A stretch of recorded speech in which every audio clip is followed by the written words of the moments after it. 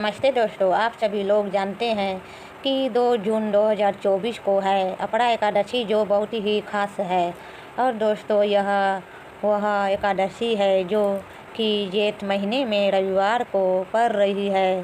दोस्तों, इस दिन किया जाने वाला पंडित जी द्वारा बताया गया एक लाल फूल और एक सफ़ेद फूल वाले उपाय आप लोगों को ज़रूर करना चाहिए, क्योंकि दोस्तों यह एक ऐसा उपाय है जो कि हर दिन नहीं किया जाता।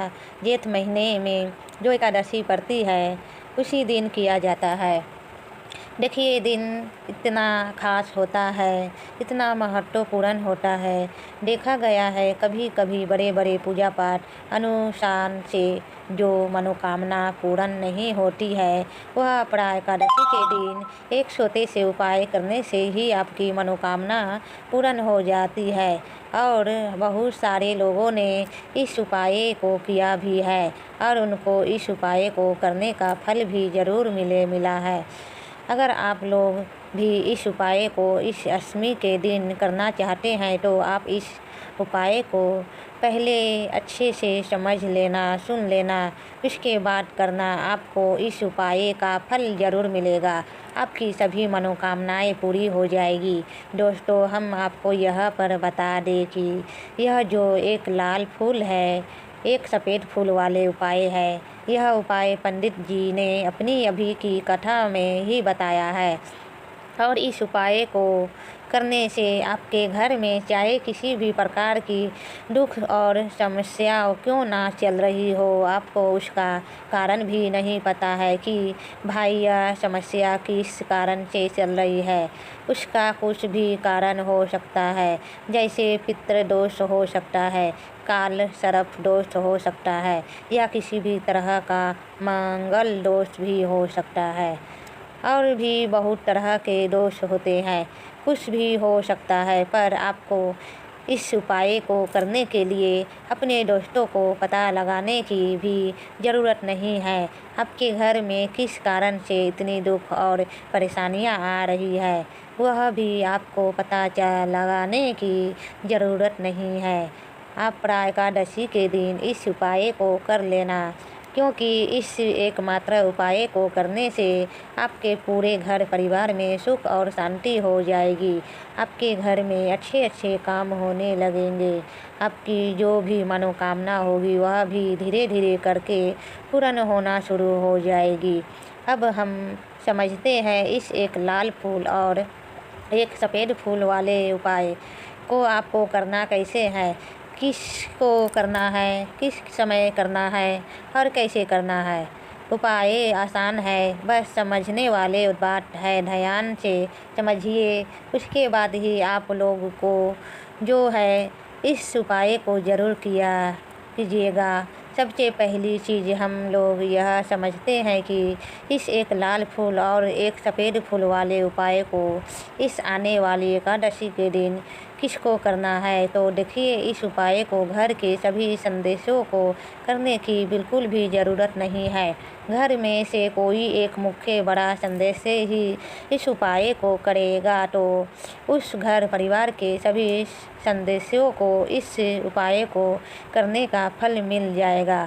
पर वह बड़ा सदस्य कौन होगा, कौन व्यक्ति इस उपाय को करेगा, तो यहाँ पर देखिए हम आपको बता दें, घर की जो बड़ी माताएं बहनें होगी, घर की बड़ी माताओं बहनों में से कोई भी एक माता बहन इस वाले उपाय को कर सकती है। अपने पूरे घर परिवार के लिए घर में सभी सदस्यों को इस उपाय को करने की ज़रूरत नहीं है। मात्र घर की जो बड़ी माताएं बहनें हैं, उनमें से कोई भी एक माता बहन इस वाले उपाय को करेगी तो उसके घर परिवार के पूरे सदस्यों को इस उपाय का फल मिलेगा। अगर किसी कारण माताएं बहनें घर में उपस्थित ना हो या वह इस उपाय को ना कर रही हो, कुछ दिक्कत हो, तो भाई उस जगह पर फिर घर का कोई बड़ा व्यक्ति भी इस उपाय को कर सकता है। माताओं बहनों के कहने का मतलब यह था कि माताएं बहनों घर की लक्ष्मी होती है, जब घर की लक्ष्मी कोई उपाय करती है तो निश्चित ही भगवान शिव जी बहुत जल्दी प्रसन्न होते हैं और उपाय का फल में बहुत जल्दी और बहुत बड़ा करके भी यहाँ पर देते हैं। तो आप लोग यह बात समझ गए होंगे। अब हम यह बात समझते हैं कि इस वाले उपाय को हमें करना किस समय है। एक लाल फूल और एक सफ़ेद फूल वाले उपाय को हमें एकादशी के दिन करना है। किस समय, तो देखिए इस उपाय को करने का जो समय है और शाम का समय भी है। अब देखिए यहाँ पर हम मुख्य रूप से सुबह का समय नहीं बोलेंगे, क्योंकि देखिए यहाँ जो अपरा एकादशी है और आप सभी लोगों जानते हैं एकादशी के दिन का प्रदोष काल का मतलब शाम का जो समय होता है ना, इस दिन भगवान शिव जी का और विष्णु भगवान का सबसे प्रिय दिन होता है। तो आप लोग इस एक लाल फूल एक सफ़ेद फूल वाले उपाय को सुबह के समय भी कर सकते हो और शाम के समय प्रदोष काल में भी कर सकते हो। सुबह के समय अगर कर रहे हो तो 10 या फिर 11 बजे तक भी अगर उपाय करोगे तो भी आपको उपाय का फल मिलेगा। वहीं अगर शाम के समय कर रहे हो तो इस दिन ज़रूर शाम के समय का ध्यान रखना कि शाम के 6 बजे से लेकर 7 बजे के बीच में अगर आप इस उपाय को कर सकते हो तो बिल्कुल कर लेना। पूरी कोशिश करना, पर अगर किसी कारणवश इस समय के बीच में ना कर पाओ तो रात 8 बजे तक भी अगर आप उपाय को करोगे तो आपको उपाय का फल ज़रूर मिलेगा। यह बात आपको समझ आ गई कि आप इस उपाय को सुबह और शाम दोनों समय कर सकते हो। मतलब करना आपको एक ही समय है। घर में से किसी एक ही बड़े व्यक्ति को करना है, पर एक ही बार इस उपाय को करना है। दोनों समय नहीं करना है। आपको जो समय अच्छा लगे आप उस समय पर इस वाले उपाय को कर सकते हैं। अब सबसे महत्वपूर्ण बात आती है कि इस उपाय को हमें करना किस लिए है। जैसा कि हमने सभी आपसे बोला कि इस उपाय को करने के बाद आपके जीवन में बहुत सारी खुशियाँ आएगी, आपकी मनोकामनाएं पूर्ण होगी, आपकी धन की समस्या दूर होगी, आपकी पैसों की समस्या दूर होगी। अब देखिए अगर आप लोग सोच रहे हो कि भाई हमें घर बनाना है पर घर बनाने के लिए पैसा नहीं है, हमें गाड़ी लेना है पर गाड़ी लेने के लिए पैसा नहीं है, हमें ज़मीन लेना है पर ज़मीन लेने के लिए पैसों की कमी पड़ रही है। अगर ऐसा ही दिक्कत परेशानी या किसी भी तरह की धन से जुड़ी हुई समस्या या पैसों से जुड़ी हुई समस्या अगर आपके जीवन में चल रही है तो निश्चित ही आपके जीवन में बहुत सारे फल लाकर दे सकता है।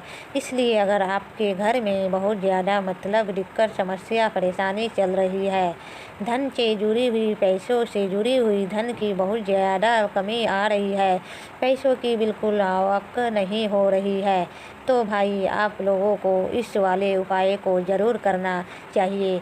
घर में से किसी एक भी बड़े व्यक्ति को अब इस उपाय में करना क्या है वह सबसे पहले हम लोगों जान लेते हैं। उपाय की सामग्री हम लोगों सबसे पहले जानते हैं कि इस उपाय में किसी चीज़ की आवश्यकता पड़ेगी। तो देखिए उपाय का नाम तो एक लाल फूल और एक सफ़ेद फूल वाला उपाय है, पर इस उपाय में कुल मिलाकर 4 सामग्री हमें लगने वाले हैं, जो कि पंडित जी ने खुद सीहोर वाली कथा में बताया है। और जो हम आपको उपाय बताते हैं वह पंडित जी द्वारा बताए गए होते हैं। अलग से कुछ भी नहीं बताते हैं। तो यहाँ पर हम लोग समझते हैं कि इस उपाय की सामग्री क्या है। तो देखो उपाय की जो सामग्री है वह 4 सामग्री है, जिसमें से सबसे पहली सामग्री है एक बेलपत्र। एक बेलपत्र क्या होती है? बेलपत्र जो शिवलिंग पर चढ़ती है। दूसरी चीज़ है एक समी पत्र वो जो शिवलिंग पर ही चढ़ता है। तीसरी चीज़ है दोस्तों एक लाल फूल, जो उपाय का नाम है। तो एक यहाँ पर आपके लाल फूल लेना है। अब यहाँ लाल फूल कौन सा लेना है? देखो, शिवलिंग के ऊपर जो लाल फूल चढ़ता हो उनमें से कोई भी एक लाल फूल पसंद कर लेना और वह कहीं से तोड़कर या कहीं से खरीद कर लेकर आना और उस लाल फूल को उपाय में प्रयोग में लेना। इसके बाद में एक सफ़ेद फूल का विशेष रूप से ध्यान रखना, ना जो सफ़ेद फूल शिवलिंग पर चढ़ता हो, सिर्फ वही सफ़ेद फूल लेकर आना। इसके अलावा कुछ मतलब लेकर आना। तो एक मात्रा में ही आपको यह चारों सामग्री चाहिए। एक बेलपत्र, एक शमी पत्र, एक लाल फूल और एक सफ़ेद फूल। यह चारों सामग्री आप लोगों तैयार करके रख लेना। प्रदोष काल में या सुबह के समय जब भी आप इस उपाय को कर रहे हैं, जैसे ही आपके उपाय की सामग्री तैयार हो जाती है तो क्या हम सीधा उपाय को करने के लिए इन चारों सामग्री को लेकर मतलब उपाय करने के लिए जा सकते हैं? नहीं तो यहाँ पर आपको इस बात का ध्यान रखना है कि हम भगवान शिव जी को प्रसन्न करने के लिए तो जा रहे हैं, हम अपनी मनोकामना को पूर्ण करवाने के लिए तो जा रहे हैं, पर हमें यह डरसा बिल्कुल भी नहीं है कि हम सिर्फ अपने फ़ायदे के लिए भगवान शिव जी के मंदिर में आए हैं। इसलिए हम इस उपाय को करने के साथ साथ में भगवान शिव जी की पूजन अर्चना के लिए कुछ सामग्री भी ज़रूर लेकर जाएंगे। जैसे कि सुबह के समय अगर आप उपाय को कर रहे हो इस एक लाल फूल और एक सफ़ेद फूल वाले उपाय को, तो भाई सुबह के समय आपको एक लोटा जल लेकर जाना है। जो लोग प्रतिदिन शिव जी के मंदिर जाते हैं, पूजन अर्चना करते हैं, जल चढ़ाते हैं, फूल बेलपत्र सब कुछ चढ़ाते हैं भाई, वह अपनी पूजन अर्चना वैसी ही करना। बाकी जो सिर्फ उपाय को करने के लिए जा रहा है, जो कुछ भी लेकर नहीं जा रहा है, उस कम एक लोटा जल अपने घर से ज़रूर भर कर लेकर जाना। अगर आप उपाय को कर रहे हो है ना, क्योंकि इस वाले उपाय को आप भगवान शिव जी की पूजन अर्चना करने के बाद ही करना। वही अगर बात करें शाम के समय की, अगर कोई व्यक्ति शाम के समय प्रदोष काल में इस वाले उपाय को कर रहा है तो भाई आपके मात्र एक घी का दीपक तैयार करना है। यह बात हम हमेशा बोलते हैं, शाम के समय प्रदोष काल में कोई कर रहे हो ना तो दीपक का विशेष महत्व हो है। दिन का प्रदोष काल में जो भी व्यक्ति दीपक जलाता है ना भगवान शिव जी के मंदिर में, भाई उसके जीवन से सारी दुख और परेशानियां भी दूर होती है। तो भाई इस दिन दीपक का विशेष रूप से ध्यान रखना आप लोग। अगर आप इस उपाय को शाम के समय प्रदोष काल में कर रहे हो ना, यह जो दीपक आप लोग यह आटे का लोगे, जो आटा आप गूँदोगे उसके अंदर कुछ भी मतलब डालना, मात्र सादा आटा लगाकर उसे तैयार कर लेना और एक मीडियम साइज का दीपक तैयार कर लेना। वो दीपक ना ज़्यादा छोटा हो ना ज़्यादा बड़ा हो है ना। उसके बाद में दीपक आपका तैयार हो जाए तो उसके अंदर जो बत्ती रखोगे वो लोग गोल बत्ती रखोगे। देखो गोल बत्ती भी दो तरह की होगी, एक बाज़ार की और एक घर वाली। तो कोशिश करना अपने घर में जो रुई रखी हुई है उस रुई से आप लोग एक गोल बत्ती अपने ही हाथों से बनाओ। उपाय का फल अच्छा मिलता है, भगवान शिव जी जल्दी प्रसन्न होते हैं। जब हम किसी भी उपाय को अपने हाथों से परिश्रम करके तैयार करते हैं तो आपको उस दीपक के अंदर एक गोल बत्ती रख देनी है। इसके अंदर जो चीज़ आप लोग डालोगे वो डालोगे शुद्ध देसी गाय का घी। इस बात का विशेष रूप से ध्यान रखना, शुद्ध देसी गाय का घी ही डालना है। तेल वगैरह तेल वगैरह नहीं। आज के दिन तो मतलब इस दिन मत डालना पूर्णिमा के दिन, क्योंकि भगवान शिव जी का सबसे प्रिय दिन और प्रिय समय पर हम लोग इस वाले उपाय को कर रहे हैं। तो थोड़ा सा शुद्ध देसी गाय का घी इतना डालना कि वह दीपक कुछ समय तक चल सके। ना बाजार वाला मिलावटी घी डालना, ना भैंस का घी डालना। शुद्ध देसी गाय का घी आपको दूधने में थोड़ी मतलब मेहनत लगेगी और महंगा भी मिलेगा, पर इसी मतलब घी से भगवान शिव जी प्रसन्न होते हैं। और उसी शुद्ध देसी गाय की घी से घर में बरकत भी बनी रहती है और हमारे घर में सुख शांति भी बनी रहती है। इसलिए इस शुद्ध देसी गाय की घी को अपने घर में हमेशा रखा करो। वो भगवान संत शिव जी के कार्यों में भी उपयोग में आता है और उपायों में भी हम लोग प्रयोग कर सकते हैं। तो यहाँ पर आपकी सारी तैयारियों हो चुकी है। उपाय को करते समय शुद्धता का विशेष रूप से ध्यान रखिएगा।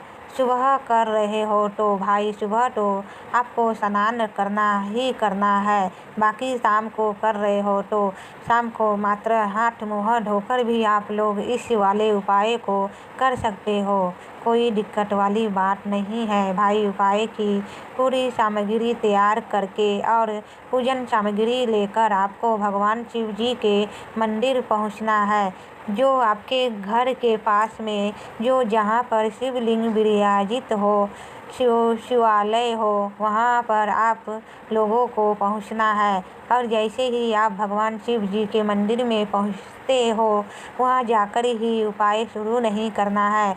पहले आपको भगवान शिव जी की पूजन अर्चना करना है।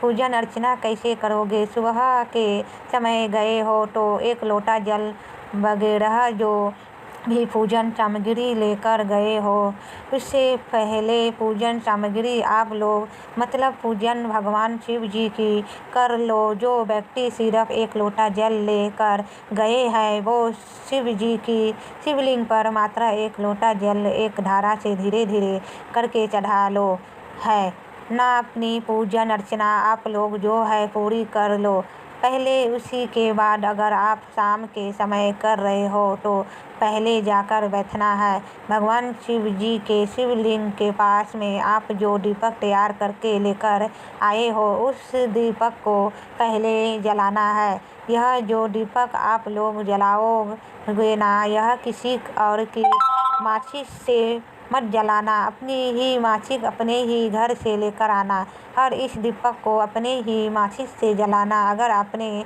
मंदिर की माचिस या किसी और की माचिस ले ली, इस उपाय को करने में इस उपाय का फल उस व्यक्ति को भी थोड़ा बहुत मिल जाएगा।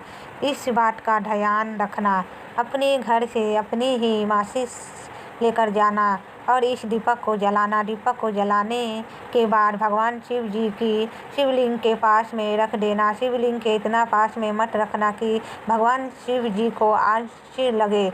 थोड़ी सी दूरी बनाकर ही जो ही है इस दीपक को शिवलिंग के पास में आप लोग रख दीजिएगा। अब जैसे ही आपकी पूजन अर्चना हो जाती है, भगवान शिव जी के शिवलिंग के सामने या आसपास कहीं पर भी बैठ जाए उपाय को करने के लिए। और उपाय को करने से पहले आप लोग अपनी वह चारों पूजन सामग्री निकाल लीजिए। उपाय की जो सामग्री है वह निकाल लीजिए और भगवान शिव जी के शिवलिंग के ऊपर एक माता अशोक सुंदर जी का स्थान देख लीजिए। माता अशोक सुंदर जी का जो स्थान होता है वो जलाधारी के ऊपर होता है। जलाधारी के बिल्कुल बीचों बीच में होता है। आप लोग ने देखा भी होगा शिवलिंग की जलाधारी होती है। जलाधारी के बिल्कुल बीचों बीच का जो स्थान होगा वो माता अशोक सुंदर जी का स्थान होगा, क्योंकि यहीं पर हमें यह जो है उपाय को करना है। है। सबसे पहली चीज़ अब हम उपाय को करना शुरू करते हैं। आप सबसे पहले अपनी एक बेलपत्र उठा लो। एक बेलपत्र को आपको माता अशोक सुंदरी जी वाले स्थान पर सबसे पहले समर्पित करना है। बेलपत्र की डंडी का मुख होगा जलधारी की तरफ, जहाँ से जल बहता है और नीचे गिरता है, और बीच वाली बड़ी पट्टी का मुख मतलब शिवलिंग की तरफ होगा। इस तरीके से आपको इस बेलपत्र को माता अशोक सुंदरी जी वाले स्थान पर समर्पित कर देना है। उसके बाद में अपनी एक शमी पत्र उठा लो जो आप उपाय के लिए लेकर आए हुए हो। शमी पत्र को उठाकर शमी पत्र की भी जो डंडे का भाग होगा वो जलधारी की तरफ करके, जहाँ से जल बहता है नीचे गिराता है उस तरफ करके, और पट्टी वाला भाग शिवलिंग की तरफ करके इस शमी पत्र को भी उस बेलपत्र के ऊपर आपको समर्पित कर देना है। समर्पित करने के बाद अब आप ले लो अपना एक लाल फूल जो आप उपाय को करने के लिए लेकर आए हुए हो। इस लाल फूल का जो खिला हुआ भाग होगा, चाहे वह गुलाब का फूल हो, चाहे कोई सा फूल जो शिवलिंग पर चढ़ता हो भाई, उस फूल का जो खिला हुआ भाग होगा वो शिवलिंग की तरफ होगा। बाकी जो पीछे का भाग होगा फूल का वो जलधारी की तरफ, जहाँ से जल बहता है नीचे गिरता है उस तरफ होगा।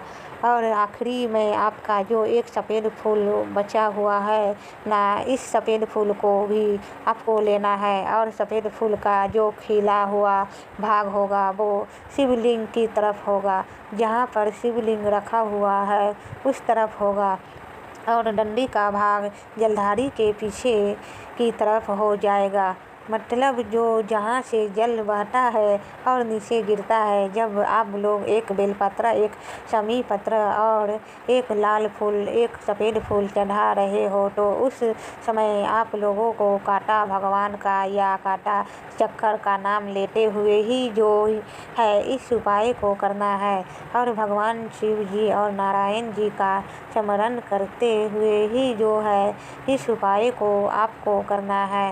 तो जब भी आप एक बेलपत्र, एक शमी पत्र, एक लाल फूल और एक सफ़ेद फूल चढ़ा रहे हो तो या तो आप काटा चक्कर का नाम ले लेना, या काटा भगवान का नाम लेते हुए जो है इन सभी सामग्रियों को माता अशोक सुंदरी जी वाले स्थान पर आप लोग समर्पित करते जाना, और शिव और नारायण जी का नाम भी साथ साथ में लेते जाना। और जैसे ही आप लोग यह उपाय पूरा कर लेते हो, चारों सामग्रियों समर्पित कर देते हो, उसके बाद में भगवान से वहीं बैठे बैठे हाथ जोड़ के प्रार्थना करना। आपकी मनोकामना हो, धन से जुड़ी हुई, पैसों से जुड़ी हुई, घर में माता लक्ष्मी जी की कमी हो रही है, जो भी दुख और समस्या परेशानी चल रही हो, आपको अपनी वह दुख और परेशानी जो है भगवान शिव जी से उपाय को पूरा करने के बाद वहीं पर पास में बैठकर बोल ले देना है। हाथ जोड़ के आंखें बंद करके अपनी परेशानी और श्री शिवाय नमस्तुभ्ये का जाप करना है दोस्तों।